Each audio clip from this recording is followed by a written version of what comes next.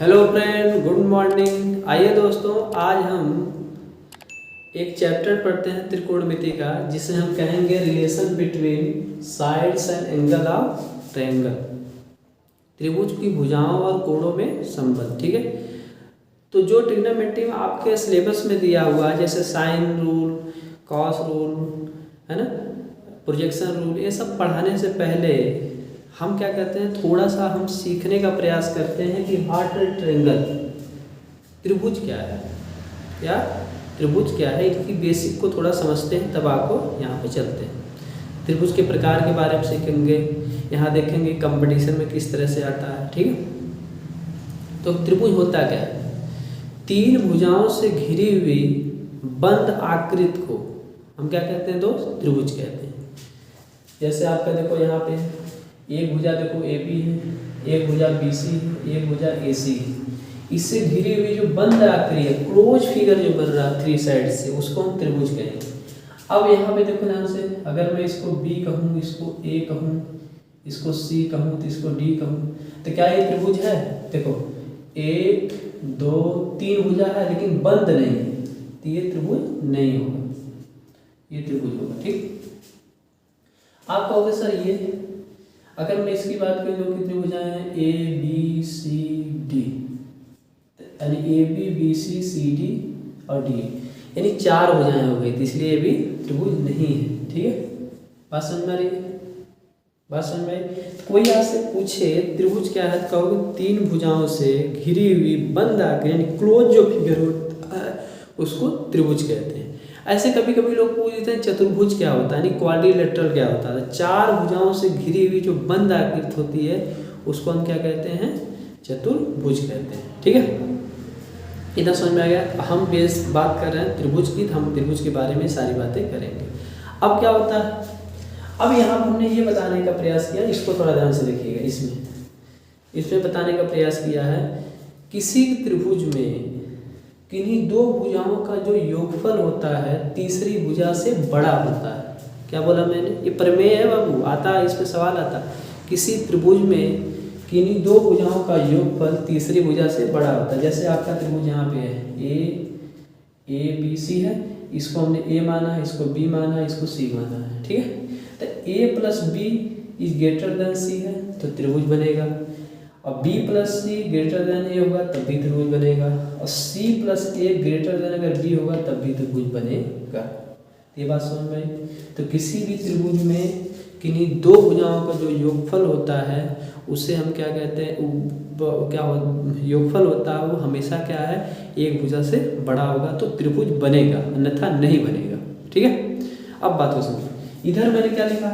ए difference B, यानी किसी त्रिभुज में दो भुजाओं का अंतर हमेशा क्या होता है?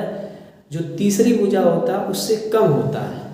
किसी त्रिभुज में दो भुजाओं का अंतर हमेशा क्या होता है? तीसरी भुजा से कम होता है।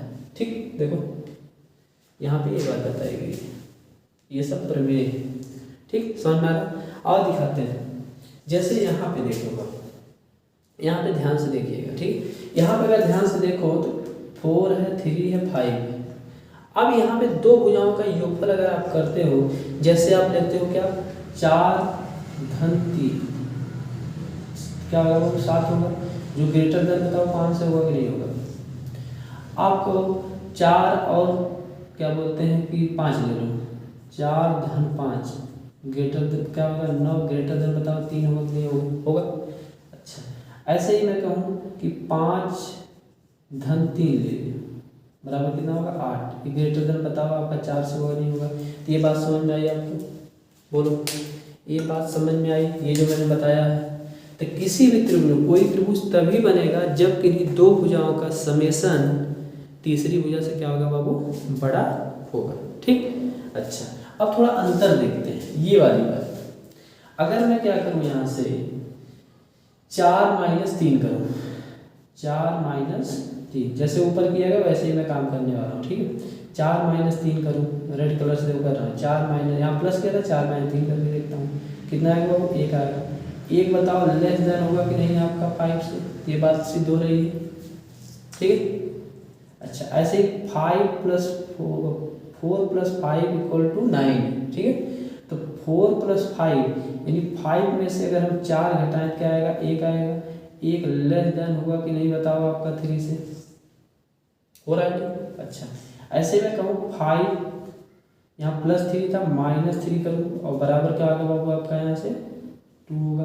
और 2 बताओ लेस देन होगा कि नहीं 4 से। तो ये बात आपको समझ में आई, ये बात भी आपको समझ में आई होगी कि दो भुजाओं का योगफल हमेशा बड़ा होता है तीसरी भुजा से, और किन्हीं दो भुजाओं का जो अंतर होता है हमेशा छोटा होता है तीसरी भुजा से। ये दो प्रमेय आपको समझ में आई। इस पे क्वेश्चन आते हैं, इसमें परीक्षा में क्वेश्चन आते हैं, ठीक, समझ में आ गया। जैसे ये तो हमने यहाँ पे समझा दिया आपको, है ना। ऐसे मान लीजिए हम एक एग्जाम्पल ले लेते हैं। क्या कहते हैं बाबू, एक एग्जाम्पल लेते हैं। चलो यहीं पे समझाते हैं, मिटाएंगे नहीं कुछ। मान लीजिए यहाँ पे हमें कह दे परीक्षा में, यहाँ पे ऐसे 2, 1 और 5 कहे क्या इससे कोई त्रिभुज बनेगा, 3 भुजाएं दिया है, ठीक। तो देखो 2 धन 5 अगर लेते हो तो क्या होगा, 7 ग्रेटर देन 1 होगा, बन जाएगा, इसके हिसाब से तो बनेगा। चलो, लेकिन अगर हम क्या करें 2 धन 1 करें 3 है, तो बताओ लेस देन आपका 5 हो जा रहा है, यानी या कह सकते हो 3 हो गया, तो इक्वल ग्रेटर देन नॉट 5 है। तो इससे देखो बन ही नहीं रहा है, ठीक। ऐसे ही 1 धन 5 6 होगा, ग्रेटर देन क्या होगा 2, तो इससे बनेगा। तो किसी एक में कंडीशन में फेल हो रहा तब भी इससे क्या बोलते हैं, हमारा त्रिभुज नहीं बनेगा इन डायमेंशनों से। बात मेरी समझ में आ रही है? बात मेरी समझ में आ रही है? अच्छा, तो अब इसे थोड़ा बताइए, करके दिखाइए। चलो, अगर मैं कहूँ बेस ले लेता हूँ कितना, मान लो 5 ले लूँ। अब आपने क्या किया, इसको 2 अगर खींचा, 2 मान लो सेंटीमीटर, 5 से मैं वैसे लिया 2 समझो, और यहाँ पे 1 सेंटीमीटर। तो बंद आकृति बनेगी ही नहीं। जब बंद आकृति बनेगी नहीं त्रिभुज बनेगा ही नहीं। बात मेरी समझ में आ रही नहीं है, बताओ पहले। ये बात मेरी समझ में आई कि नहीं है, पहले बताइए, बोलिए बाबू। ये बात जो मैं बताना चाहता हूँ, ये बात समझ में आई, ये बात भी समझ में आ गई, ये बात भी समझ में आ गई। यहाँ हमने सिद्ध भी कर दिया, और क्वेश्चन कैसे पूछा जाता है वो बात भी आपको बता दिया, ठीक है। अच्छा, अब हम एक बात और आपसे करेंगे, इसको हम मिटा सकते हैं, इसमें इसको मिटा सकते हैं, इसको समझाया इससे, ठीक। इसको हम मिटा देते हैं, ठीक। ध्यान दीजिएगा यहाँ आप क्या कर रहे हैं, देखिएगा। हम इस त्रिभुज को लेते हैं, इससे हम एक सवाल प्रॉब्लम है जो आपका सीटेट में आया था, उसका हमने लिया है, ठीक है। क्या है, या आपका यहाँ पे 6 था, यहाँ पे 4 था, और क्वेश्चन मार्क यहाँ पे था, ठीक। क्वेश्चन मार्क वहाँ पे था, और आपका यहाँ पे दिया हुआ था ऑप्शन में कि कौन से इस भुजा का मान कितना होगा। कितना था आपका, पहला ऑप्शन 10 था, दूसरा ऑप्शन कैसा था बाबू आपका 12 था, तीसरा ऑप्शन आपका क्या था 8 था, चौथा ऑप्शन क्या था आपका 2। अब अगर मैं पूछूं तो आप वीडियो रोक के इसका बताइएगा, इसका उत्तर क्या होगा। यहाँ पे ये वाला जहाँ क्वेश्चन मार्क लगा हुआ उसका उत्तर क्या होगा, वीडियो रोक के आप लगाइएगा कि यहाँ पे क्या होगा इसका उत्तर, ठीक। चलिए मैं लगा दे रहा हूँ, आप रोक के देखिएगा लगा पाते हैं नहीं पाते, ठीक। अब देखिए यहाँ पे हमें क्या करना पड़ेगा, पहले ये रूल अप्लाई करना पड़ेगा, ठीक। फिर हम ये रूल भी देखेंगे, दोनों अगर उस रूल को सेटिस्फाइज करेगा तो हमारा वही क्या हो जाएगा, उत्तर हो जाएगा। जैसे यहाँ पर अगर देखो दो भुजाओं का योगफल कितना है 4 धन 6, क्या होगा 10 ग्रेटर देन होना चाहिए इससे, क्वेश्चन मार्क से।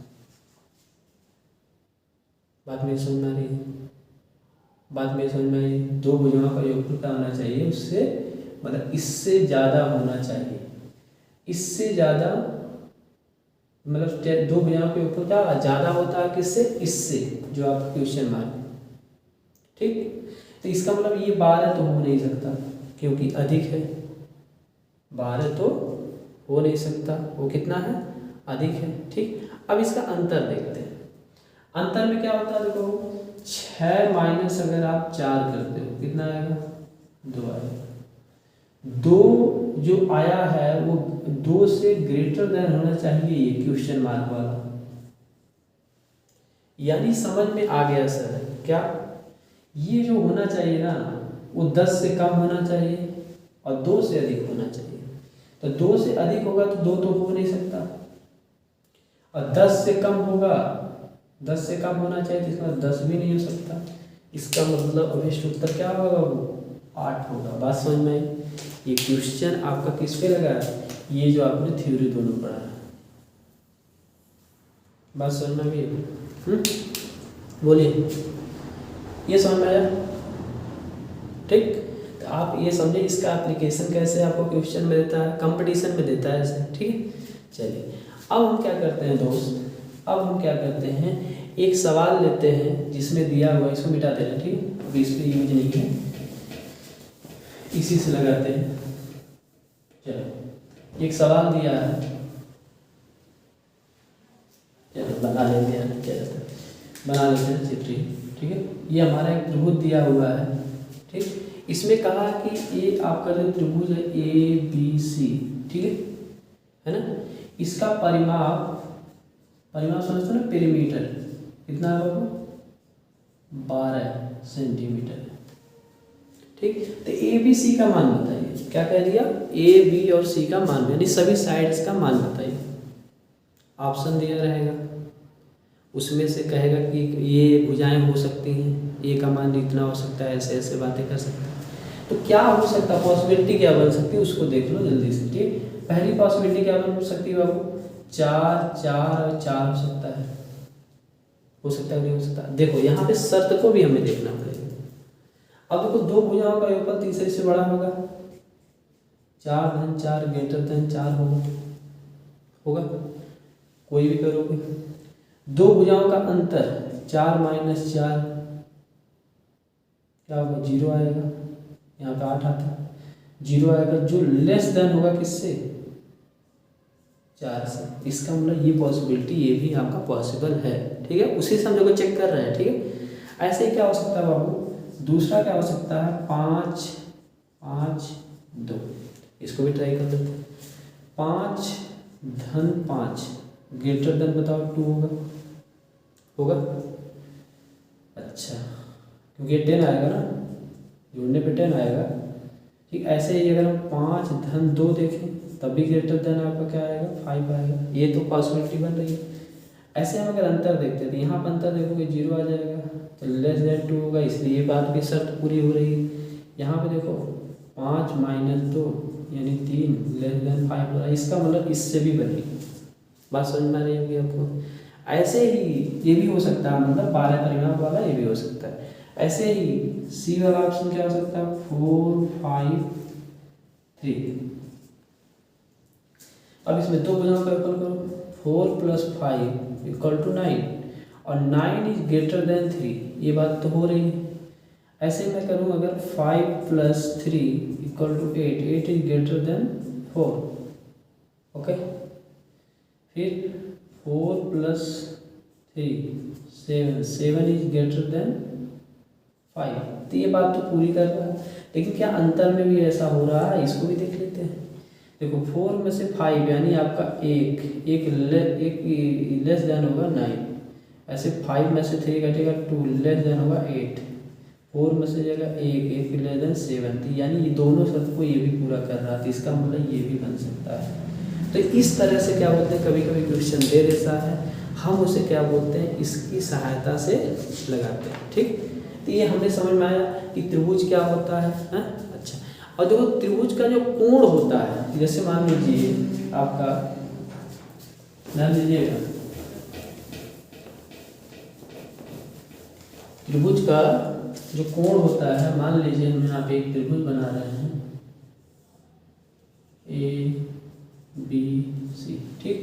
जो त्रिभुज का कोण होता है कैपिटल लेटर से दर्शाया जाता है, जैसे आपका ABC, इसे कोण A बोलेंगे, ये कोण B बोला जाएगा, कोण C बोला जाएगा, या कभी कभी A लिख दिया जाता है, B लिया जाता है, C लिख देते हैं, ठीक है। ये कोण का मतलब सिंबल होता है, ठीक है। बस में इसमें देखो 3 साइड्स हैं। अगर ए कोण है, इसके सामने ए भुजा हम कह देते हैं, यहाँ बी है, बी भुजा का ये सी कोण है तो सी भुजा बोलते हैं। ठीक है, बस समझ में आई आपको। इसका मतलब सर एक बात और समझ में आ गई, यानी त्रिभुज का जो क्लासिफिकेशन है हम 2 आधार पे कर सकते हैं। मतलब अगर ये ट्रायंगल है, कोई ट्रायंगल है, ट्रायंगल को देखो ऐसे डिनोट किया जाता है। किसी भी ट्रायंगल को 2 आधार पे आप बांट सकते हो। क्या? भुजाओं के आधार पे, यानी बेस्ड ऑन साइड्स, भुजाओं के आधार पे। दूसरा नंबर क्या बाबू? बेस्ड ऑन एंगल्स, मतलब कोणों के आधार पे, मतलब कोणों के आधार पे। ठीक, अब कहोगे साइड के आधार पे सर कितने टाइप होंगे? साइड के आधार पे बाबू 3 टाइप होंगे। क्या? 3 टाइप होंगे। कौन कौन होंगे? आपका समबाहु त्रिभुज। क्या? समबाहु त्रिभुज, जिसको अंग्रेजी में कहते हैं equilateral, equilateral triangle, equilateral triangle जिसे कहते हैं समबाहु त्रिभुज। क्या होता है ये देखते चलो। जिस त्रिभुज की तीनों भुजाएं बराबर हो, ये भी भुजा बराबर हो, ये भी, यानी ए बी सी होगा तो ए बी बराबर बी सी बराबर सी अगर है तो कहेंगे इक्विलैटरल ट्रायंगल, यानी समबाहु त्रिभुज। ठीक, भुजाओं के आधार में बात कर रहे हैं। दूसरा नंबर क्या होता है दोस्त? आपका आइसोसेलस, आइसोसेलस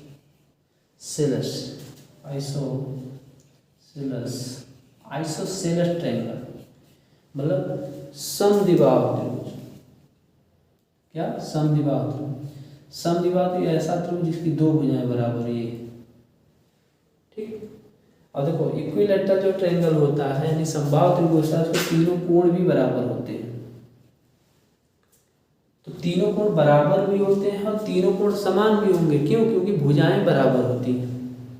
बात मेरी समझ में आ रही है? इक्विलैटरल की बात कर रहा हूँ। और कितने होते हैं बाबू आपके? 60 डिग्री। कैसे? जब तीनों कोण बराबर हो गए तो ये कोण को आप x मान, सब कोणों को x मान होते हैं।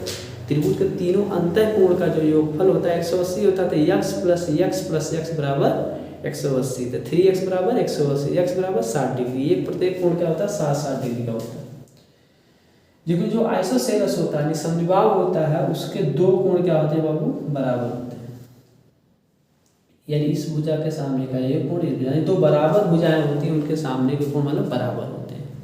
ठीक, ऐसे एक तीसरा नंबर आता है दोस्त, उसको क्या बोलते हैं? स्केलन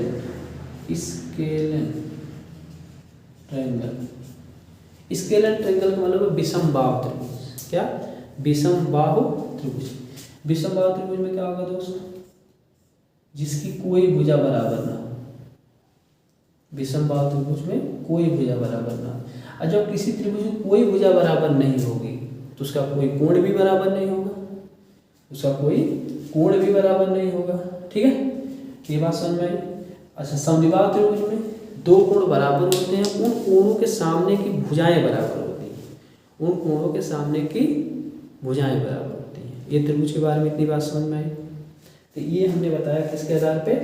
साइड के आधार पे, यानी भुजाओं के आधार पे 3 तरह के होते हैं। क्या? समबाहु त्रिभुज, समद्विबाहु त्रिभुज और विषमबाहु त्रिभुज, यानी equilateral, isosceles and scalene. Okay, अच्छा, अब हम बात करेंगे त्रिभुज का टाइप, लेकिन एंगल के आधार पे। किसके आधार पर बाबू? एंगल के आधार पे।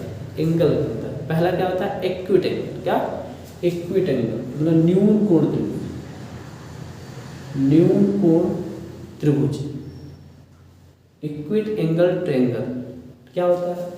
ऐसा त्रिभुज जिसका प्रत्येक इंटरनल एंगल, यानी ये अगर मैं इसे इंटरनल x y z मानूं, ए बी सी कोई त्रिभुज है, तो x y z क्या होगा? जो एंगल होगा तीनों बराबर नहीं होंगे। यहाँ पे x y z को क्या मैंने एंगल लिया है? इंटीरियर एंगल, मतलब अंतःकोण। अगर अंतःकोण तीनों बराबर नहीं है तो क्या होगा?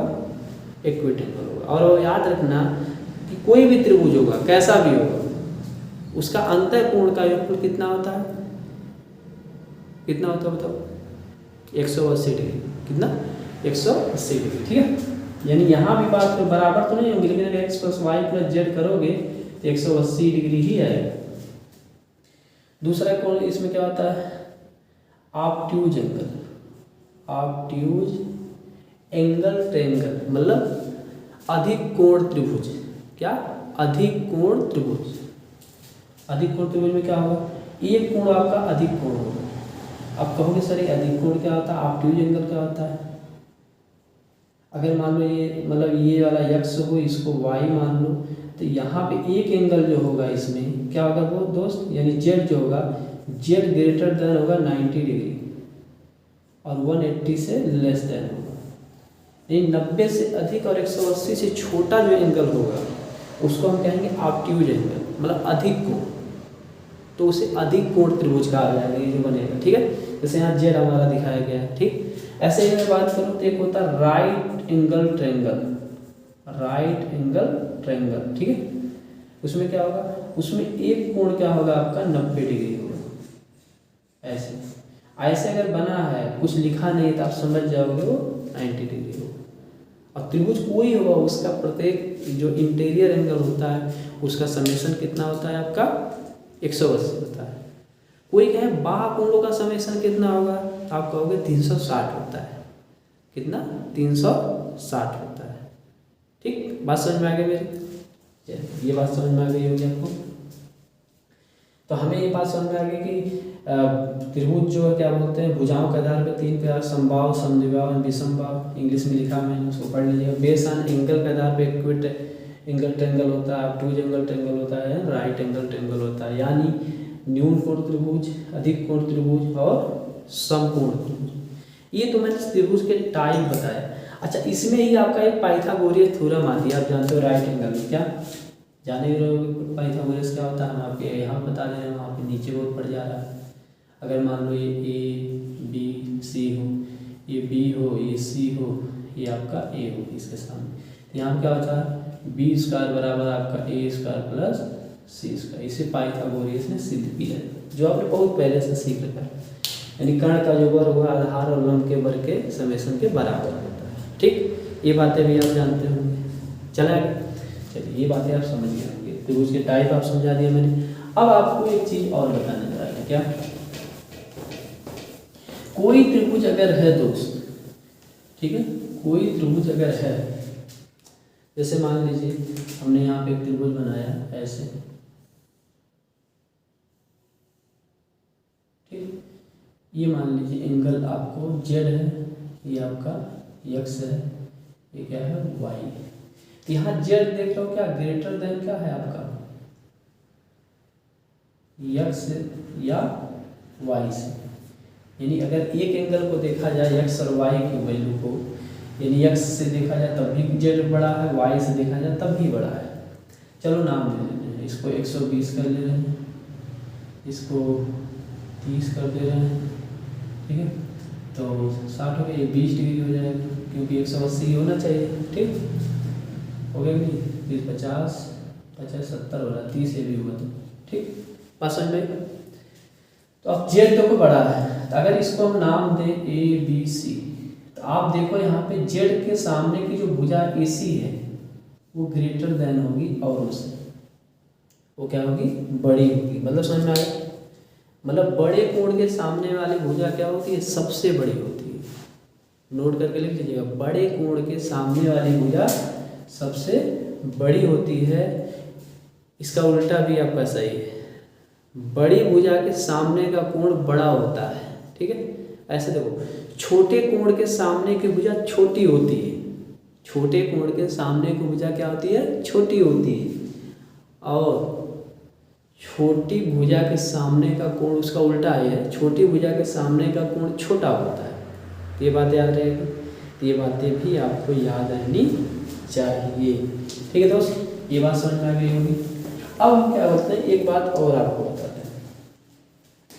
अगर मैं कहूँ ये कोई ट्रायंगल, ध्यान दीजिएगा बात को, इसको ये कोई ट्रायंगल है, ठीक, इसमें मैं नाम दे देता हूँ, चलो इसका नाम दिया ए बी सी, ठीक है, इसको नाम दे देते हैं, इसका नाम 1, इसका नाम चलो इसका नाम 2 दे देते हैं, इसका 3 देते हैं, ठीक। अब देखो यहाँ अगर ऐसे बढ़ा दे बाबू तो इसको हम बहिष्कोण कहते हैं। ये क्या होता है? बहिष्कोण। अरे जो 1 2 3 लिखा हुआ है ये इंटीरियर एंगल है, ये भी इंटीरियर एंगल बोला जाएगा, ये भी इंटीरियर एंगल बोला जाएगा। और प्रत्येक इंटीरियर एंगल का जो समेसन होता है तीनों का कितना बताया मैंने? 180 होता है, बताया था ना अभी। अच्छा, ये आपका एक्सटीरियर एंगल बोला जाएगा, इसको नाम दे देते हैं 4, ठीक। ऐसे इसको बढ़ाते थे यहाँ पे आता, ऐसे इसको बढ़ाते थे यहाँ पे आता, तो इसको हम क्या बोल देंगे? एक्सटीरियर एंगल, मतलब बाह्य, क्या? बाह्य, ठीक। अब देखिएगा ध्यान से देखिएगा, यहाँ पे अगर हम देखें एक चीज़ और ध्यान रखिएगा, अगर कोई लाइन ऐसे मान लीजिए, ठीक, ये कोई लाइन है, इस पे एक पॉइंट अगर मैं बी ही ले लूँ, मान लो ये ऐसे अगर बना दूँ, ठीक, ये एंगल अगर आपको मतलब अगर दिया हुआ है कुछ, जैसे आपको 3 दिया है, ये आपको 4 दिया हुआ है, ठीक। यहाँ पर अगर कोई पूछे कि कोण 2 धन कोण 4 बराबर कितना होगा, तो आप कहोगे सर 180 होगा। ये जानते होंगे आप लोग, ठीक। क्योंकि आप जानते हो कि किसी रेखा के किसी बिंदु पर 180 डिग्री का एंगल बनता है। देखो 180 बन रहा नहीं बन रहा बात समझ में आ रही है? अच्छा, दूसरी बात क्या है, अगर आपको 4 कोण निकालना, ये वाला कोण निकालना, कोण 1 बराबर, और ये वाला एंगल आपको पूछा है, इस एंगल का मान भी नहीं दिया है, और इस एंगल का मान दिया है, तो ये भी याद रखिएगा यहाँ से आप कि जिस तरह से आपको यहाँ पे अगर ये पता है इतना 80 और कोण 4 बराबर आपको निकालना है, तो आप आराम से 180 में से कोण 3 घटा लेते हो, आ जाएगा। ऐसे ही अगर कोण 4 आपको पूछ रहा है और कोण 3 नहीं दिया हुआ है, ठीक, तो ये आपको क्या हो जाएगा? कोण 4 बराबर क्या हो जाएगा? कोण 1 धन कोण 2 के बराबर होगा। बात मेरी समझ में? यानी आप यहाँ से देख लीजिए, आपको दिखा देते हैं क्यों ऐसा हो रहा है। कोण 4 देखो, कोण 4 यहाँ भी है, तो यानी अगर इसके स्थान पे 180 रख दोगे और माइनस कोण 3 रख दोगे बराबर कोण 1 धन कोण 2, तो ये उधर जाएगा तो क्या हो जाएगा? कोण 1 धन कोण 2 धन कोण 3 बराबर क्या हो रहा है? 180 हो रहा है। तो हमने बताया ना कि कोण 1 धन कोण 2 180 होता है। समझ में आया? और एक बात मैंने बताया, जितने भी बाह्य कोण बनेंगे, अगर ये देखो 4 हमने लिया है, चलो इसको 5 ले ले रहे हैं, इसको बढ़ा दिया, इसको 6 ले ले रहे हैं, तो अगर कोई पूछे कोण 4 धन कोण 5 धन कोण 6 कितना होगा, तो आप कहोगे 360 होगा। कि वो जो बाह्य कोण होते हैं ना, उनका समेसन कितना होता है आपका? 360 होता है, ठीक। ये बातें आपको समझ में आ रही है? ये बात समझ में आ रही है? बोलिए। चलिए, ये भी बहुत इम्पॉर्टेंट चीज़ थी। ऐसे ही अब हम कुछ और बातें करेंगे जो आपने हाई स्कूल में पढ़ा, ट्रेंगल के बारे में। क्या पढ़ा? ट्रेंगल बाबू 2 बेस और होते हैं, एक होता है सिमिलर ट्रेंगल होता है, एक कनकरेंट होता है। मतलब एक आपका समरूप होता है, एक क्या होता है? सर्वांगसम। समरूप का मतलब होता है क्या? वो उसी के जैसा सेम टू सेम होता है। एक बड़ा शेप का मान लो ट्रेंगल कोई है, ठीक है, वैसा ही एक छोटा ट्रायंगल है, यानी उसके भुजाओं का अनुपात समान होता है। उनके भुजाओं का अनुपात क्या होते हैं? समान होते हैं। बात मेरी समझ में आ रही है? और सर्वांगसम का मतलब क्या होता है? जैसे मेरा पूरा का पूरा उसको ढक लेना। तो आप क्लास 9th में उस थ्योरी के बारे में पढ़ते हो जहाँ पे आपने सिमिलरिटी के सिद्धांत पढ़े होंगे, है ना, जिसमें आपको पढ़ाया गया था कि यस ये वाला पढ़ाया गया होगा। दूसरा नंबर पढ़ाया गया होगा आपका यस, तीसरा नंबर पढ़ाया गया होगा आपको क्या बाबू? ए। तो आप कहते तो सिमिलर ट्रायंगल है, क्या सिमिलरिटी की बात करते थे, समरूपता की, ठीक। यस मतलब भुजा, ये सिमिलरिटी पढ़ा होगा। यस मतलब साइड, एक मतलब एंगल, यस मतलब साइड, ये पढ़ा होगा। और तीनों मतलब एंगल अगर बराबर है तो भी आपने पढ़ा होगा। सिमिलरिटी का सिद्धांत आपने पढ़ा था ना। सिमिलरिटी ऑफ ट्रायंगल के लिए ये तीनों चीज़ें होती हैं। ऐसे ही कनकुगरेंट फिगर कोई है, कनकुगरेंट ऑफ ट्रायंगल अगर है तो उसमें भी आपको क्या होता है? यही आता है, सिर्फ एक और बढ़ जाता है जिसे हम कहते हैं RHS, यानी राइट हाइपोटेन्यूज साइड्स। ओके, ये होता है, तीनों ये होते हैं प्लस ये, तो वो आपका समरूपता का सिद्धांत होता है, कनकुगरेंट ऑफ ट्रायंगल के अंतर्गत आता है। तो यहाँ पे हमने क्या किया है, आपको त्रिभुज की प्रॉपर्टी के बारे में बताया, त्रिभुज क्या होता है ना, ये सारी चीज़ें हमने बातें आपसे कर दी। ठीक, अब हम क्या करते हैं, अगला वीडियो बनाएंगे। यहाँ तो हमने परिचय दिया त्रिभुज का, अगला वीडियो बनाएंगे उसमें जो आपकी किताब है त्रिभुज को कोणों में संबंध, उसमें जो साइन का रूल है, ये सब सारी चीज़ें हम समझाएंगे, भी सवाल लगवाएंगे। ठीक है, आज के लिए इतना ही।